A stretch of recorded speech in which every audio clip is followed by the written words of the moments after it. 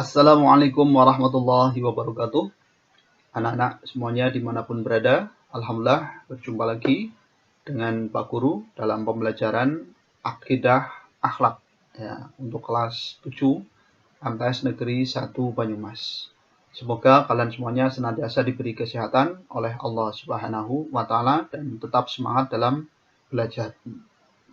Baik anak-anak semuanya, pada kesempatan hari ini kita akan membahas bab yang keempat, ya, pertemuan yang pertama, yaitu adab sholat dan berzikir. Bagi kalian yang baru mengikuti pembelajaran ini, kalian bisa simak ya, video-video pembelajaran dari Pak Guru di channel YouTube Ari Production. Dan jangan lupa dukung channel ini dengan cara like, share, dan subscribe. Oke, baik. Langsung saja kita ke pembelajaran. Ya. Hari ini kita hanya membahas mengenai adab sholat. Ya, untuk adab zikir, insya Allah akan kita bahas pada video berikutnya. Perhatikan gambar berikut ini. Ya. Ini adalah seorang santri yang sedang berdoa kepada Allah Subhanahu wa Ta'ala. Ud'uni astajib lakum. Berdoalah kepadaku, niscaya akan kuperkenankan bagimu. Ya, kita diperintahkan oleh Allah untuk berdoa. Setelah sholat, ya, kita bermunajat kepada Allah, berzikir dan berdoa. Oke ya. Baik. Selanjutnya kalian perhatikan peta konsep berikut ini ya. Adab sholat. Perhatikan. Pertama, kita akan membahas mengenai pengertian sholat. Kemudian, dalil tentang sholat. Kemudian, adab sholat. Kemudian, hikmah sholat. Kemudian, yang terakhir adalah evaluasi. Ya, ini adalah pembahasan kita hari ini. Sudah siap ya? Oke, kita langsung masuk ke pembahasan. Baik, perhatikan. Yang pertama, kita akan membahas pengertian sholat. Sholat ini adalah hal yang sangat penting. Makanya kita harus senantiasa menjalankan ibadah sholat 5 waktu. Jangan sampai ditinggalkan.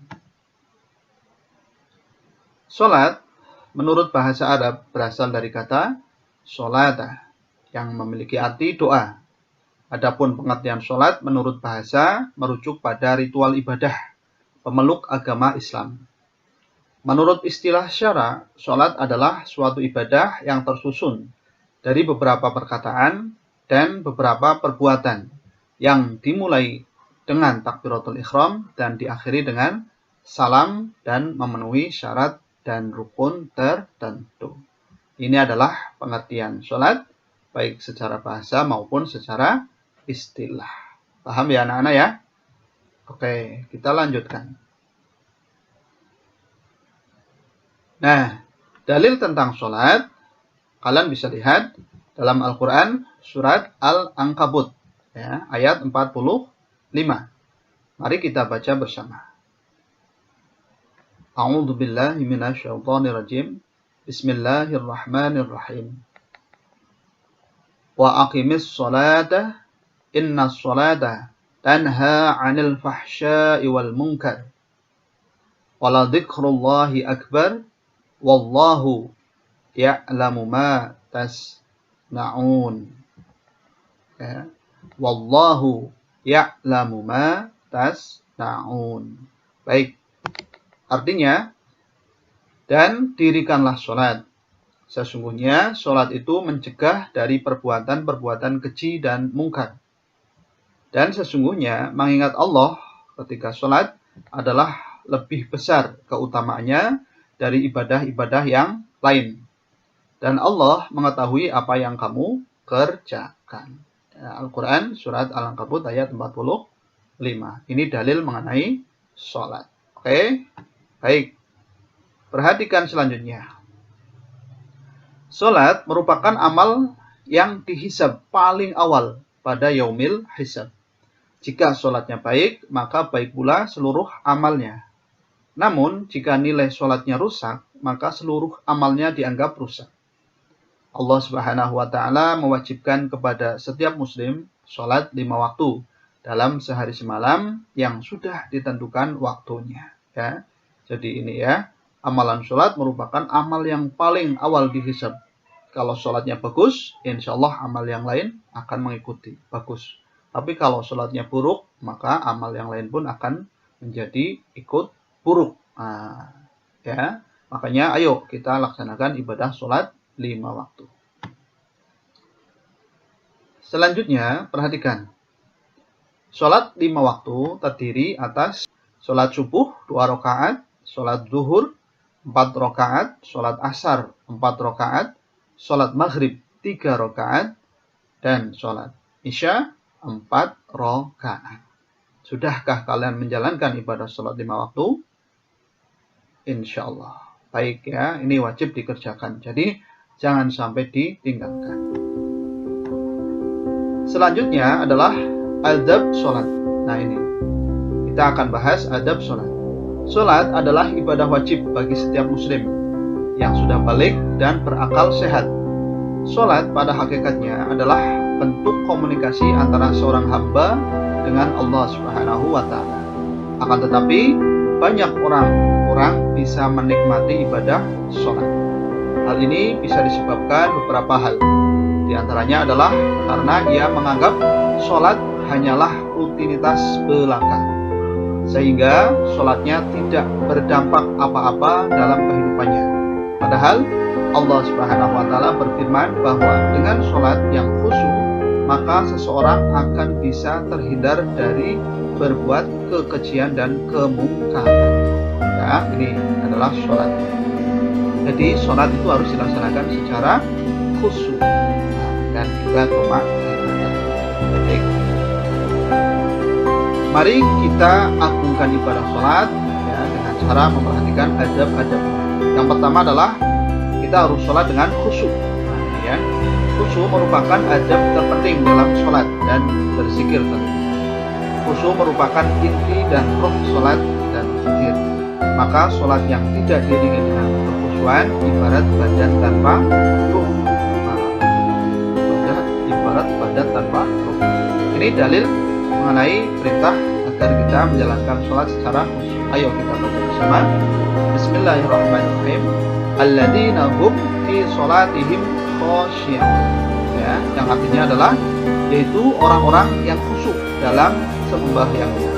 Al-Quran surat Al-Mu'minun ayat 2. Baik, ini yang pertama khusyuk. Yang kedua dengan hati yang ikhlas. Allah Subhanahu wa taala tidak akan menerima kecuali amal yang dikerjakan dengan penuh keikhlasan. Riya dan sum'ah termasuk menghalang diterimanya amal seseorang. Maka laksanakanlah sholat dengan zikir dengan ikhlas dan jauhlah dari riya dan sum'ah. Ya. Jadi kalau kita melakukan sholat harus ikhlas lillahi ta'ala. Baik. Nah selanjutnya kalau perhatikan menjawab ya, menjaga waktu dan batasan-batasannya. Ketika waktu sholat masuk, bersegeralah menunaikannya dengan penuh semangat. Sholat merupakan kewajiban, ya. Makanya ketika waktu sholat tiba, kita harus menjalankan sholat. Nabi Shallallahu Alaihi Wasallam ya pernah bersabda pada Bilal, wahai Bilal, hiburlah kami dengan sholat. Maksudnya berazanlah, lalu kita melaksanakan sholat dan menikmati sholat. Ya, bagi orang yang beriman, sholat merupakan sebuah kenikmatan. Karena ini adalah pertemuan seorang hamba dengan Allah Subhanahu wa taala melalui ibadah sholat. Ya. Dengan sholat kita mengingat Allah Subhanahu wa taala dan bermunajat serta berdoa kepada Allah. Selanjutnya, yang keempat, menjaga kebersihan dan kesucian tempat sholat dari najis yang ada. Jadi sholat tidak boleh ada najis ya di sekitar tempat sholat. Kemudian yang kelima, menyingkirkan gambar, tulisan atau apa saja yang mengganggu kekhusyuan sholat. Nah, jadi kalau kita sholat ya hendaknya kita singkirkan dulu gambar, tulisan apa saja yang mengganggu kekhusyuan sholat, termasuk mungkin suara dan sebagainya ya, kita hindari. Nah, yang keenam, memakai pakaian ya yang terbaik. Nah, saat panggilan sholat telah tiba, yang rapi, santun, baik, harum, semerbak ya bagi laki-laki dan menutup aurat secara sempurna. Ini adalah yang merupakan bagian dari adab sholat, menggunakan pakaian yang bersih, suci, dan yang terbaik tentunya. Yang ketujuh, menyesal serta bersedih jika tidak dapat menunaikan dan menikmati sholat dengan baik dan sempurna. Yang kedelapan, melakukan dengan khusyuk. Ya. Nabi memerintahkan sholatlah seperti sholatnya orang-orang yang berpamitan dari dunia ini. Maksudnya adalah sholatlah seakan-akan ini adalah sholat kalian yang terakhir di dunia. Ini akan menjadikan sholat kita semakin khusyuk. Bisa dipahami sampai di sini anak-anak?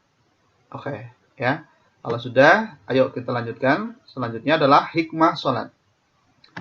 Kalian perhatikan, ya, setelah menjalankan ibadah sholat, tentu banyak hikmah yang kita peroleh. Apa saja? Yang pertama, mendidik disiplin dan menghargai waktu. Ya. Dengan kita sholat, maka kita akan menjadi orang yang disiplin. Yang kedua, ya, adalah menjadikan hati tenang. Karena sholat merupakan hubungan antara hamba dengan penciptanya. Makanya dengan sholat, insya Allah hati kita akan semakin tenang. Yang ketiga, menyadarkan manusia tentang hakikat dirinya yang merupakan hamba Allah Subhanahu wa Ta'ala yang wajib ya menyembah kepada Allah.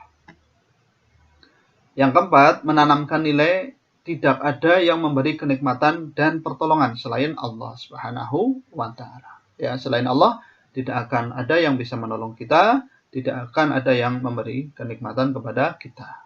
Hanya Allah Subhanahu wa Ta'ala ya yang telah memberikan kenikmatan dan pertolongan kepada kita semuanya. Baik. Kemudian, sholat dapat menjauhkan diri dari perbuatan keji dan mungkar. Ya, dengan kita menjalankan ibadah sholat secara disiplin, istiqomah, insya Allah kita dijauhkan dari perbuatan keji dan mungkar. Dan yang keenam, ya, sholat dapat menjauhkan diri dari sifat sombong. Nah, ini ya, sifat sombong merupakan sifat yang sangat berbahaya, tidak boleh kita miliki. Artinya kita tidak boleh mempunyai sifat sombong, ya, karena kesombongan akan membawa kehancuran. Baik, anak-anak semuanya, ini adalah hikmah menjalankan ibadah sholat. Nah, selanjutnya, setelah kalian tadi menyimak pembelajaran ini dari awal sampai akhir, maka tiba saatnya coba kalian kerjakan latihan soal berikut. Ya. Yang pertama, jelaskan pengertian sholat menurut bahasa dan istilah. Yang kedua, tulislah dalil mengenai sholat.